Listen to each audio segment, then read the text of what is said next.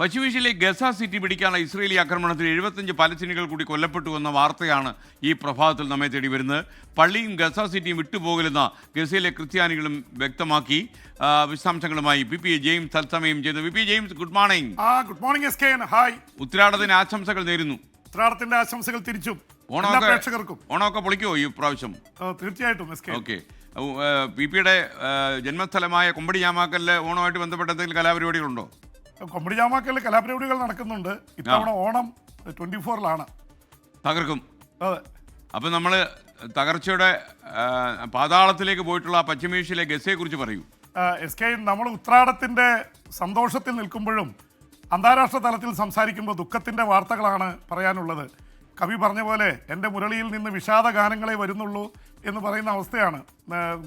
നല്ല സന്തോഷത്തിൻ്റെ വാർത്തകൾ പറയാനാവാത്ത വിധം സംഘർഷഭരിതമാണ് അന്താരാഷ്ട്ര രാഷ്ട്രീയവും യുദ്ധവും ഒക്കെ. എസ് കെ എൻ, ഇസ്രായേൽ വലിയ ആക്രമണം തുടരുകയാണ്. ഇസ്രായേലിനെ സംബന്ധിച്ചിടത്തോളം ഈ ഹിറ്റ്ലറുടെ കാലത്തെ പോലെ കണ്ണും മൂക്കും ഇല്ലാതെ ആക്രമിക്കുകയാണ്.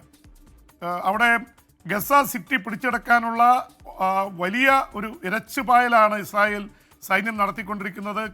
കരസേന കരയിൽ യുദ്ധം ചെയ്യുന്നു, വ്യോമസേന ബോംബിടുന്നു. അവിടെ പാവപ്പെട്ട മനുഷ്യർ, സ്ത്രീകളും കുട്ടികളും അടക്കം കൊല്ലപ്പെടുന്നു. ഈ മണിക്കൂറുകളിൽ 75 പലസ്തീനികൾ കൂടി കൊല്ലപ്പെട്ടു എന്ന വാർത്തയാണ് വരുന്നത്. വലിയ രക്തപ്പുഴ ഒഴുകുന്ന അവസ്ഥയാണ്. ഗസ സിറ്റി പിടിക്കുമെന്ന് ഇസ്രായേൽ പ്രധാനമന്ത്രി ബെഞ്ചമിൻ നെതന്യാഹു പറയുന്നു. അവിടുത്തെ ഭൂരിപക്ഷം ജനങ്ങളെതിരാണ് ഇസ്രായേലിലെ.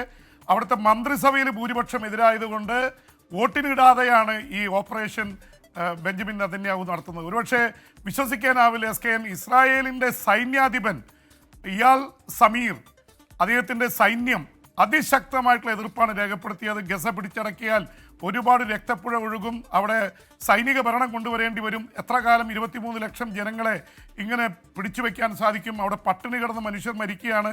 പട്ടിണി മരണം ഏതാണ്ട് 375ആയി. അവിടെ ഭക്ഷണത്തിന് കാത്തിരുന്ന് വെടിയേറ്റ് മരിച്ചവരുടെ സംഖ്യ 3000-നോട് അടുക്കുന്നു.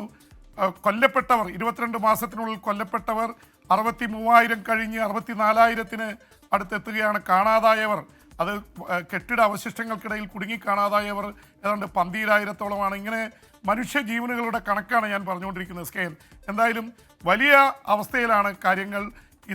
മറ്റവിടുത്തെ ഗസ സിറ്റി പിടിച്ചെടുക്കാനുള്ള ശ്രമത്തിൽ അവിടുത്തെ പള്ളികളും വിശ്വാസവും വിട്ടു പോകില്ലെന്ന് മുസ്ലിം അല്ലെങ്കിൽ ഇസ്ലാം മത വിശ്വാസികളാണ് അവിടെ 95%.